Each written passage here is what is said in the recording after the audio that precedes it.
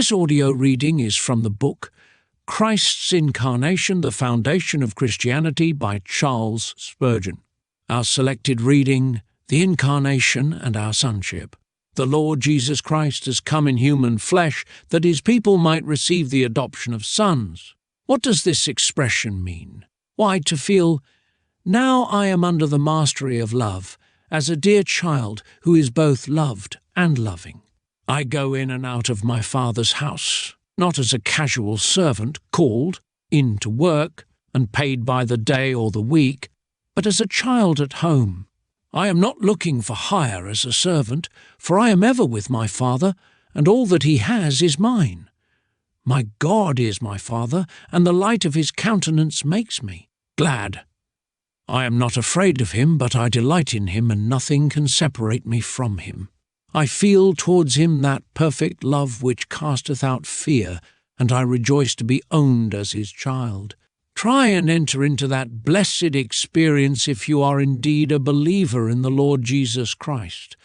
For this is why he has come in the flesh, on purpose that you, his people, may be to the full the adopted children of the Lord, receiving and enjoying all the privileges which sonship secures to you.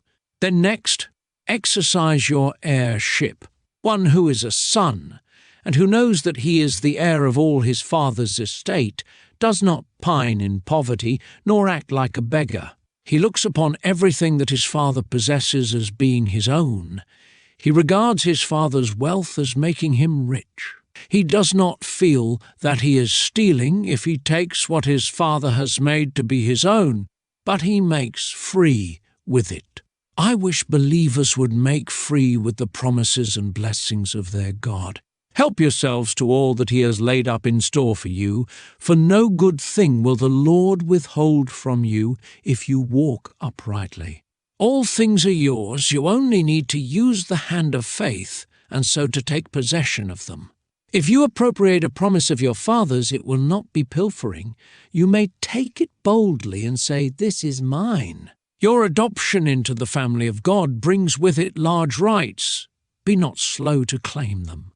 Paul writes to the Romans, "The Spirit itself beareth witness with our spirit that we are the children of God, and if children, then heirs, heirs of God and joint heirs with Christ."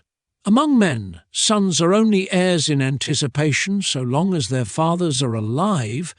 They only become heirs in possession when their fathers are dead. But our Father in heaven lives, yet we have the full privileges of heirship in him even now. The Lord Jesus Christ was made of a woman on purpose that his dear people might at once enter into their heirship. You ought to feel a sweet joy in the perpetual relationship which is now established between you and God, for Jesus is still your brother. You have been adopted by God, and he has never cancelled that adoption yet. There is such a thing as regeneration, but there is not such a thing as the life then received dying out. If you are born unto God, you are born unto God.